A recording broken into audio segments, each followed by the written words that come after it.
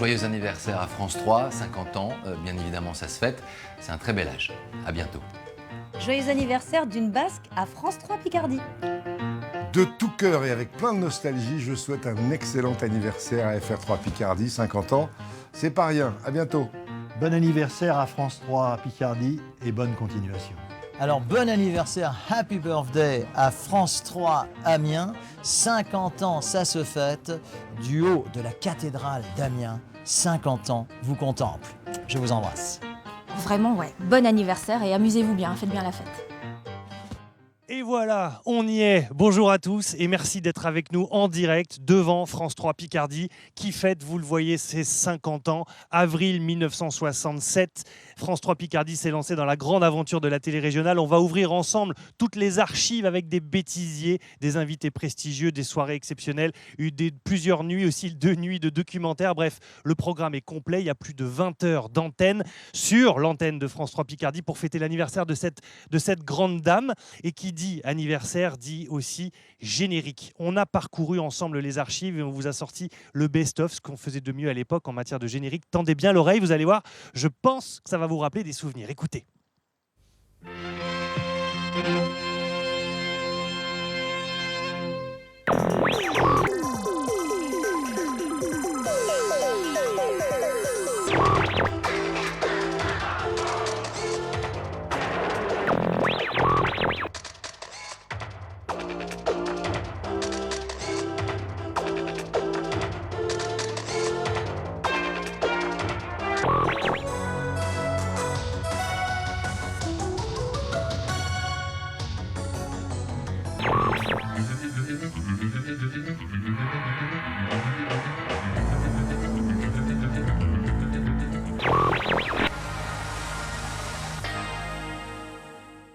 Voilà tous ces génériques qui ont illustré, qui ont animé vos soirées ou vos journées. Si vous suivez cette antenne et que vous y êtes fidèle, ça fait 50 ans que ça dure. Et du coup, tout au long de ce week-end, de ces 3 jours de festivités, on reçoit aussi pas mal d'invités que l'on fait rentrer grâce à ce bip magique. Regardez, c'est là que ça se passe. Tac, on ouvre la barrière de France 3, c'est bon, ça marche parce que c'était pas forcément gagné. Et là, regardez cette magnifique voiture qui arrive, véritable voiture de l'époque, la fameuse DS ORTF qui a sillonné, qui a fait des milliers de kilomètres dans cette région pour aller couvrir l'actualité et faire des reportages. Elle est d'époque, l'ORTF, sauf qu'on a rajouté les couleurs de France 3 Picardie et on ouvre la porte avec Henri Sagnier, notre plus jeune retraité de France 3. Bonjour Henri, merci d'être là. C'est un plaisir. Qu'est-ce que ça vous fait de fêter magnifique avec nous comme ça, c'est 50 ans, un demi-siècle? C'est de l'émotion parce que c'est ici que j'ai débuté. Enfin, pas ici, rue Delpech, mais les premiers reportages, les premières voitures. Et cette voiture incroyable. C'est ma première voiture de reportage, ça, la DS19 Break. Cette voiture-là va faire le tour de la région. C'est extraordinaire. Verrez, on donnera le top départ d'un grand fil rouge. J'ai quand même une petite archive parce que justement, qui dit anniversaire dit archive. Direction 1972 maintenant, on est sur la route de Roy. Écoutez bien et regardez ce jeune premier. Nous sommes ici sur une route du département de la Somme, à proximité de Roy, et nous avons devant nous un spectacle désolant. Voici tout d'abord un toit de voiture accidentée. Je crois qu'il est inutile de le préciser. Quelques mètres plus loin, voici une portière arrière gauche de voiture, et puis un peu plus loin encore une portière, un peu plus abîmée celle-là. Il y a aussi des phares, voilà tout ce qu'il en reste, des phares de voiture, un tuyau d'échappement, et puis une épave, on en trouve beaucoup sur les routes de la région. Un accident qui s'est certainement soldé par un mort et peut-être quelques blessés. La cause de cet accident... Bon voilà, on n'en était pas très sûr. C'était une DS19. Vous avez ouvert une casse après ça ou pas? Ah bah je sais pas, mais c'est dingue. On partait sur de l'info comme ça en fonction de quoi? Qu'est-ce qui déterminait le départ? En fonction de rien, là. On est tombé dessus tout simplement sur la route de Roy. Et puis je me suis dit, dans le fond, on va faire un reportage sur les accidents et sur les arbres sur le bord des routes. Et ça se passait comme ça, mais vous avez vu le look d'enfer là. On aurait dit du tronc à cette époque-là. 1972, vous aviez quel âge? J'avais une vingtaine d'années. Moi j'ai débuté, j'avais 18 ans et demi. Et là, vous vous dites quoi? Vous avez conscience à ce moment-là, quand on voit l'image là, de vous dire, je suis dans le début d'une carrière qui va durer jusqu'à là, 2017. Non, j'avais pas du tout conscience. J'avais peur de me faire virer parce qu'à cette époque-là, on était pigiste occasionnel. Ouais. J'ai été viré 10 fois, moi.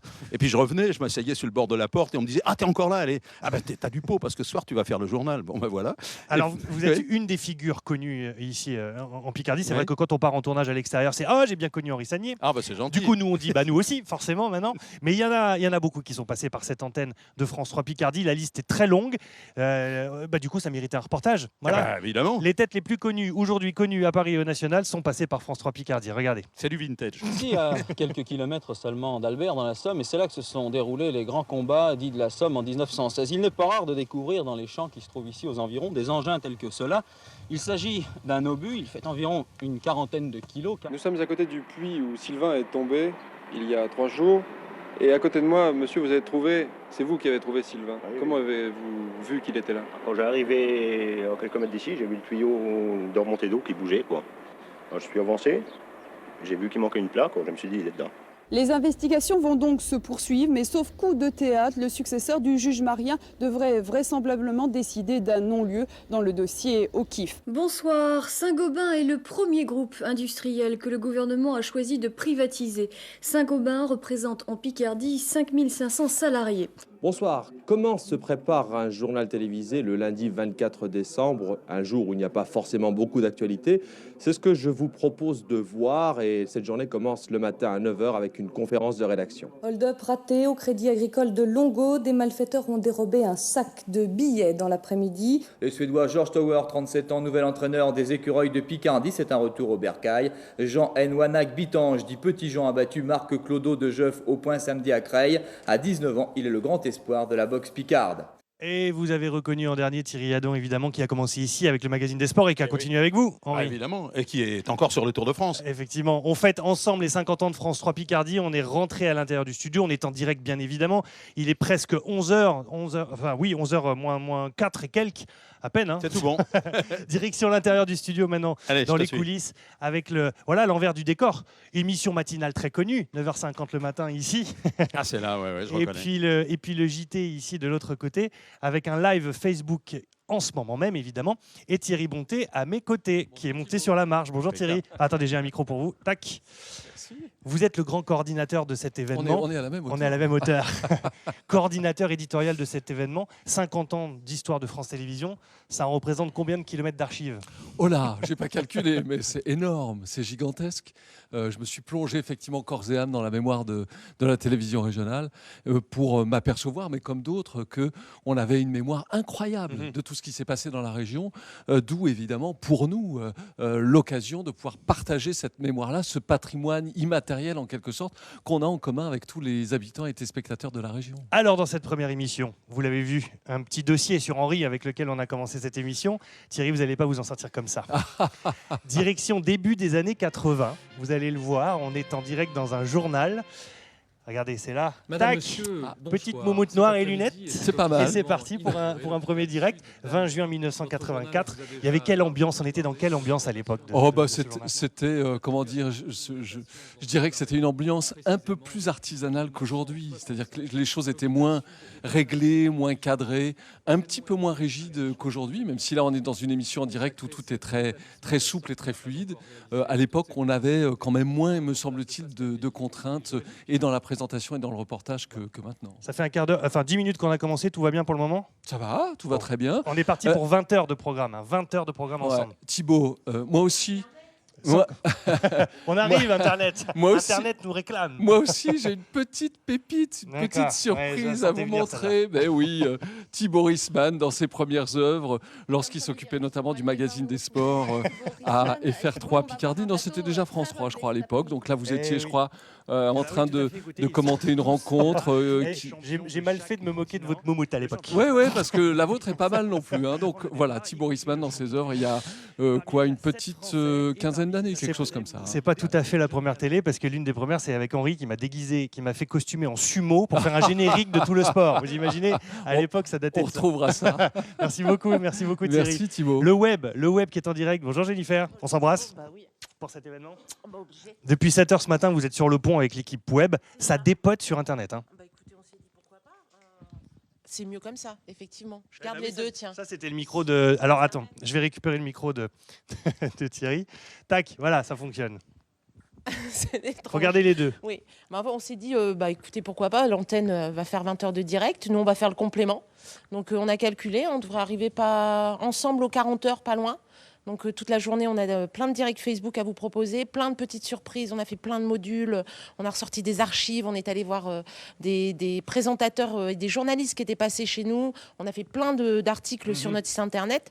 Et puis et on voit derrière ce qui se passe en ce moment sur le live regardez, Facebook. Oh, la belle mise en abîme, ça te plairait, Julien, pour un cinéaste.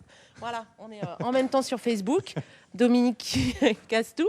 Et puis on va se retrouver jusqu'à 22h ce soir parce qu'on sera au cirque avec Henri. Alors Henri qui très va nous rapidement, faire, pendant qu'on voit des images aussi de la cellule web qui travaille et ils sont nombreux, Henri, ce soir c'est une première pour vous parce que vous allez faire ce qu'on appelle un Facebook Live. Je suis impressionné. Alors qu'est-ce qu'on me donnera un micro et voilà, il faut que je cause. Je vous il faut que laisserai le j'interviewe micro. des gens pendant toute la journée. Pas toute la journée, non, mais Alors, vers 18h à peu ouais. près. Je vous ferai le il faudra petit m'aider, conducteur. hein. Alors, je vais diriger Henri Sagnier. C'est classe quand même. Si vous vous posez la question de savoir pourquoi Jennifer tient deux micros, c'est qu'elle a le micro qui Pour permet l'émission. de diffuser à la télé et ce micro-là qui permet de pour le live. diffuser avec Julien qui est là et qui filme lui aussi en direct sur Facebook. C'est ça que vous allez avoir ce soir, Henri. Alors ça, c'est la modernité. Vous l'avez vu. Maintenant, plongeons dans les archives. Direction les années 60 avec Jean-Paul Delance qui vous raconte, Jean-Paul Delance est aussi un des plus anciens journalistes de notre télé ici, qui vous raconte comment est-ce qu'on fonctionnait à l'époque et vous allez voir que, oulala, on en a fait du chemin depuis. Hein. Oulala, oui. Bonjour à tous, bienvenue à Amiens, rue Delpech dans le quartier Henryville. Derrière moi, le 52, c'est ici qu'a débuté l'histoire de votre télévision régionale. C'était le 10 février 1967. Je n'y étais pas, je suis arrivé quelques temps après, mais en tant que vieux dinosaure, je peux vous raconter cette période du Jurassic Park de l'audiovisuel public. En ces temps que les moins de 50 ans ne peuvent pas connaître, chaque émission commençait par un sourire. Bonsoir mesdames, bonsoir mesdemoiselles, bonsoir messieurs. Vous voyez la jeune femme au fond de l'image? C'est elle qui était chargée en quelque sorte d'accueillir le téléspectateur. On l'appelait la speakerine. Pour être recrutée, il fallait qu'elle réponde à des critères bien précis. Tout d'abord, une bonne faculté d'élocution, jugée grâce à un savant mélange d'annonces et de lectures diverses. Speakerine Amiens, concurrente numéro 1. Fille endormie auprès de la cloison et suspendit tout bruit dans la maison. Les prévisions pour demain. Temps généralement nuageux à couvert avec possibilité d'averses dans la matinée. La danse numéro 6 de Gradanos. L'amour sorcière de Manuel de Plata. Et Daphnis et Chloé, suite numéro 2 de Ravel. Voilà donc pour l'esprit. Ne restait plus qu'à satisfaire la forme. Ou plutôt, devrais-je dire, les formes. À l'époque, la télévision est encore la fille du cinéma. On travaille avec de la pellicule, un support qui génère des contraintes qui rythment notre journée de travail. Contrairement à aujourd'hui où le moindre téléphone portable permet des images instantanées, la télévision des années 60 nécessite un déploiement technologique impressionnant. Avant de partir en reportage, il faut charger la caméra. Ensuite, débute la course contre la montre. Pour qu'un sujet puisse être diffusé le soir même, il faut tenir compte des impératifs de chaque étape de sa fabrication. Par souci d'efficacité, un tournage ne doit pas s'attarder sur le terrain car avant d'être disponible, le film doit être développé, une opération à la durée incompressible d'environ 1 heure. Vient ensuite la phase cruciale du montage. À cette époque, on peut parler de véritable travail manuel. Chaque plan est découpé, référencé, mis sur un chutier. Puis, il faut assembler par collage chaque séquence qui donnera sa forme définitive au reportage. Contrairement à la technique, le métier de journaliste est celui qui a subi le moins de modifications, les différences concernant essentiellement les moyens d'investigation et de communication. Non, le vrai changement, on le constate sur ces images, c'est la disparition des cigarettes et des cendriers. Si on voulait conclure par une note d'humour, on pourrait même dire que la télé d'alors, c'était celle des clopes et des claps. Voilà, vous l'avez vu, hein, la forme était très différente d'aujourd'hui, mais le fond était le même. Hein. Nous remplissions déjà notre mission de service public, vous informer tous les jours. Alors moi, je vous quitte maintenant, je vous dis au revoir, mais comme je suis pour la parité, je laisse aussi le soin à une dame de vous souhaiter une bonne soirée. Notre émission maintenant est terminée. Bonne soirée à tous. Bonsoir mesdames, bonsoir mesdemoiselles, bonsoir messieurs. Et à l'époque, il y avait des speakerines. Il n'y en a plus maintenant, mais à l'époque, voilà, on animait les programmes avec les speakerines qu'évidemment vous connaissiez tous. On est en direct, je vous le rappelle, il est 11h05. On est en train de fêter les 50 ans de France 3 Picardie avec 3 jours de festivités et plus de 20 heures de programme. Mais on ne perturbe pas l'antenne pour autant. On est dans la loge de maquillage avec Mickaël Guillot qui est en train de se faire maquiller pour le journal avec Julie au-dessus. Bonjour à tous les deux, ça va bien ? Ça se passe bien pour le moment. Vous le verrez tout à l'heure en direct pendant le journal qu'on ira interrompre. Voilà, ça c'est la partie coulisses parce que la télé continue. La télé est un véritable cœur palpitant. Place maintenant au salon où Henri se repose et retrouve un vieux collègue, Jean-Pierre Laval. Vieux pas par l'âge, mais vieux par l'ancienneté de votre collaboration. Ouais. Jean-Pierre, vous étiez opérateur de prise de son ici. Ça a changé. La télé, ça a évolué. Hein. Mais j'avais commencé à la radio en 55 à Lille. Tenez, alors, en tant que opérateur du son, vous avez votre propre micro. J'ai oublié. Alors, Jean-Pierre, vous nous avez ramené des archives, parce qu'à l'époque, vous tourniez aussi un petit peu, pour qu'on voit un peu comment ça se passait à l'époque. Ouais. Ces images sont incroyables, elles sont vintage. C'était des équipes importantes pour un petit sujet d'actualité. Hein. Bah oui, on était forcément au minimum 4. Hein, il y avait un caméraman, un journaliste. Là, vous étiez où ? sondier. C'est vous qu'on voit à gauche, là, non ? Oui, peut-être, oui, avec la casquette. Là, avec le casque. Jean-Paul Duquesne. Non, c'est pas moi avec la casquette. À droite avec Ouais, le casque, voilà. Devant la bouteille de vin. Henri, ça vous rappelle quoi ces tournages ? C'était ces ambiances-là de tournage à c'est l'époque ? fabuleux, on partait à 4. D'abord, alors on repérait pour le reportage, mais on repérait aussi, très important, un bon resto pour le midi. Hein. et on avait une liste de restos extraordinaires.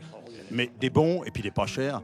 Et c'était bon, c'était vraiment une superbe époque. Hein. Et lui, il m'a tout appris. Hein. Allons nous déplacer dans la régie, allons voir ensemble. Ah si, allons moi, voir ensemble. Je connaissais rien. Allez, on va voir la régie. En fait, pour être tout à fait honnête, ils sont arrivés ce matin, je vais vous raconter les coulisses. Et dès qu'on les a fait se retrouver, ça raconte des anecdotes. Tu te souviens, il y a 10, 15 ans, 20 ans, quand on avait fait ça. C'était quoi son surnom ? C'était quoi ? Allez-y. Ah oui. Ripaton. Ripaton. Ripaton, ouais. Je sais pas pourquoi, je sais pas. Allez, rentrons dans la régie pour que vous voyez un petit peu l'envers du décor. On est en direct, vous le voyez, il est 11h07 précisément.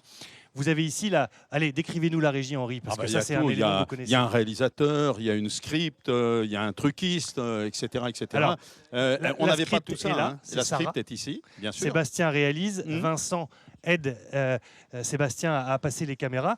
Et en fait, ici, à partir de là, on dirige l'ensemble, en fait. Hein. Bah, évidemment. C'est le cockpit, finalement.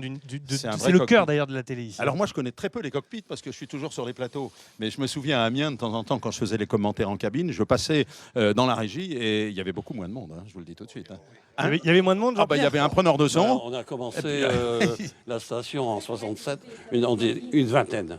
Femmes de ménage comprises. Ah, oui. On faisait tout, on faisait la radio le matin et la télé le soir. Hein. Et derrière, regardez, il y a François Dufour qui chapeaute cette émission. Ah, il est François, chef, le avec chef, le casque et qui il est privilégié. Hein, qui nous parle dans l'oreillette. Alors, on suit à la trace ce qu'on appelle un conducteur. Le conducteur, c'est l'ordre des émissions dans son ensemble. Vous le voyez, avec des informations très précises de durée. On ne s'est pas planté séquence. pour l'instant, tout va bien. Pour le moment, tout va bien. Bon. Ce qui n'est pas le cas de pas mal d'autres présentateurs à l'époque. Du coup, ça donne un bêtisier d'anthologie, vous allez voir. Et alors là, on va faire un truc, ce qu'on appelle, attention, top le B. Vous allez voir quand la script Sarah va donner top le B, on appuie et du coup, le bêtisier part. Attention. Top le B.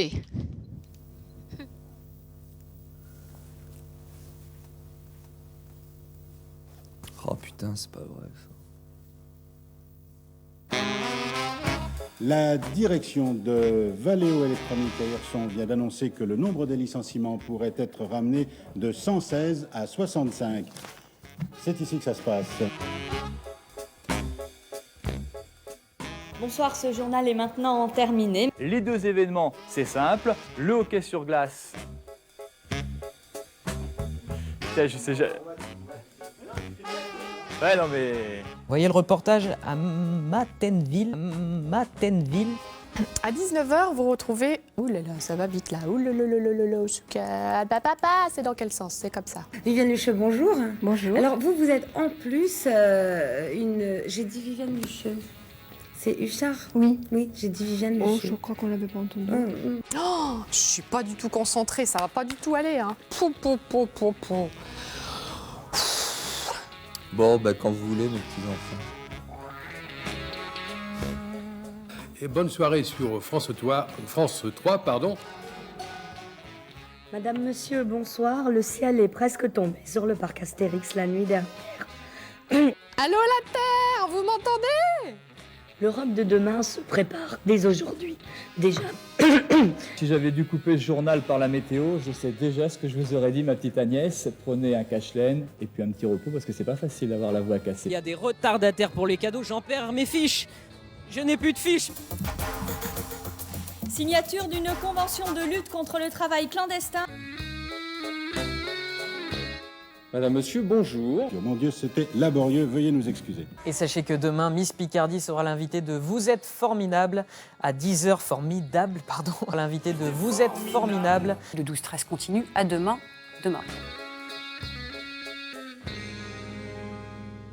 À demain, voilà, ça fait partie de nos bêtisiers qu'on vous propose. Vous verrez sur ces 20 heures d'antenne qu'on va vous proposer pendant 3 jours. Il y en aura d'autres, bien évidemment, avec un programme assez intéressant. On a fait sortir tout le monde pour la séquence de fin. Je vous rappelle qu'on est en direct, il est 11h10. On fête ensemble les 50 ans de France 3 Picardie. Vous ne pouvez pas le louper, c'est marqué dessus. Henri, c'est la fin déjà de cette première émission.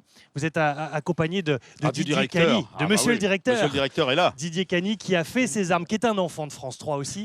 Et qui est aujourd'hui directeur régional de l'antenne France 3 Hauts-de-France, c'est-à-dire Nord-Pas-de-Calais et Picardie. Eh bien, joyeux anniversaire, Didier. Merci. Parce que là, je c'est n'ai vous, pas là. 50 ans de télévision, mais plus de 30 ans en tout cas. Et les premières armes, vous l'avez dit, à France 3 Picardie, à l'antenne de Soissons, dans la fin des années 80. C'est pas hier. Avec une petite archive. Allez, Didier, souvenez-vous, vous étiez invité en plateau. Je ressors la date, vous allez voir, c'est le 9 octobre 1987. Le TGV. Vous aviez un look de premier de la classe, la cravate serrée jusqu'en haut. Parce que le premier communion. Parce qu'à l'époque, la télé, ça représentait, c'est encore le cas aujourd'hui, mais à l'époque, c'était vraiment la grosse institution. Oui, et puis c'est surtout moi cet épisode du TGV, de cette bagarre des Picards et des Amiénois pour avoir le tracé du TGV au plus près d'Amiens, ce qui n'est pas arrivé. Nous avons la gare des Betteraves aujourd'hui, comme on dit. Mais c'était une bagarre. Moi, j'étais pigiste ici. Et ça m'a fait vivre une année, cette bagarre du TGV, parce que j'ai suivi le dossier pendant une année. Et c'était passionnant, parce qu'on mesurait aussi déjà à l'époque, je dirais, le poids de la technocratie parisienne sur des décisions comme celle-là. Effectivement. Qu'est-ce que vous vous êtes dit, Didier, quand on est venu vous voir dans votre bureau en disant « Les 50 ans de France 3 Picardie arrivent, on a une petite idée » d'un marathon comme ça télévisuel? Vous nous avez pris pour des fous. Je me suis dit, ils sont un peu fous, ouais. un peu fêlés, mais au final, ça y est, on le fait. Final, et voilà. Ça y est, on le fait. On vous a donné la chance et les moyens de le faire. Et moi, je suis ravi. Puis je suis surtout ravi qu'on s'adresse à notre public, qu'on puisse offrir ce cadeau-là, et notamment au cirque, l'émission qui sera diffusée dimanche après-midi, et qu'on puisse offrir ce cadeau-là à nos téléspectateurs. Et qu'on va enregistrer ce soir. Et je remercie aussi Jean-Pierre Stucky qui vous a accompagné dans cette aventure et qui, lui, au quotidien, recevait nos textos, nos appels avec toutes nos interrogations et tout ça, parce que c'est une aventure pour tout le monde. Et c'est ça, finalement, l'aventure de France 3. C'est une véritable aventure humaine. Aventure humaine, Henri, qui va partir avec, regardez, nos deux nomades, Aurélien Barège à gauche et Émilie Monchot à ma droite, qui vont prendre tous les deux la route de la Picardie avec cette DS absolument magnifique. Bim, un coup dans la tête déjà pour Émilie. Ça commence bien. Ça commence super bien. Quelle aventure, vous allez sillonner pour nous la région. En fait, c'est vous le fil rouge de ces 50 ans. Oui, on sera le fil rouge de ces 50 ans. On va faire à peu près 500 km, j'ai calculé, sur toute la Picardie, 15 villes. Donc ça va être énorme. Donc dans chaque ville, on sera en direct, soit sur Facebook, soit sur les antennes de France 3 Picardie. Et puis ça va faire un beau voyage dans la Somme, dans l'Aisne et dans l'Oise. La première étape ? Ce sera à Abbeville, là, dans une demi-heure, donc il faut qu'on parte. Voilà, allez, on va assister à ce départ en direct, et ce sera comme ça qu'on va terminer cette émission avec cette DS de l'époque, cette DS fabuleuse, de l'RTF. Elle est somptueuse, elle est vintage, hein, mais c'est vraiment la DS des reportages. Hein. Et regardez, il y a bien la caméra qui part aussi avec et Aurélien qui va s'en occuper et qui va conduire et qui vont nous ramener toutes ces images absolument magnifiques. Bon courage. C'est la première fois qu'il passe à la télé, alors il est un petit peu ému, c'est normal. Et on découvre les lois de la DS parce que ça se ferme pas comme ça, il faut appuyer sur le bouton. Voilà, voilà, ça marche. Tac. Allez, ils vont pouvoir partir. Henri, je vous laisse le primeur de donner le départ de cette. Alors faites-nous rêver. Hein. De cette aventure humaine. Micro, là, ça va marcher beaucoup mieux. Allez-y. Faites-nous rêver, ramenez-nous des belles images de toute la Picardie. Et vous faites des grosses bises à toutes les téléspectatrices et tous les téléspectateurs. Merci. Ciao et bon courage. Salut, la fête continue. Allez, départ. Attendez, il faut qu'on leur ouvre la porte. Les gars, est-ce que quelqu'un a un bip? Voilà, Didier. Heureusement que Didier est là, hein, sinon il se retrouvait bloqué. Au revoir, la DS. Quelle aventure, hein. Ça y est, c'est parti. Ils partent pour 500 km à votre rencontre, Ouais. parce que c'est ça l'intérêt aussi de France 3 Picardie, et c'est l'actualité régionale qui fait qu'on vient chez vous et qu'on vous tend le micro. Voilà, la boucle est bouclée, Henri. Ils sont un peu fêlés, mais c'est extraordinaire. Hein, quoi. Non, mais c'est fou. Hein. Et ça va C'est durer fou. 3 Et c'est jours. quand on est fêlé qu'on fait des choses comme ça et qu'on fait rêver les gens. Et ça va durer Continuez 3 comme jours. ça, c'est super. Ça va Bravo, durer monsieur le directeur. Bravo à toi. Merci beaucoup. Allez, on se retrouve tout de suite dans Midi en France, qui a posé ses valises à Amiens. On se retrouve ensuite pour le journal de midi. On ne change rien à l'antenne finalement, c'est juste nous qui nous incrustons un petit peu plus. À tout à l'heure, et on se retrouve en direct pour fêter ensemble les 50 ans de France 3 Picardie. Merci messieurs.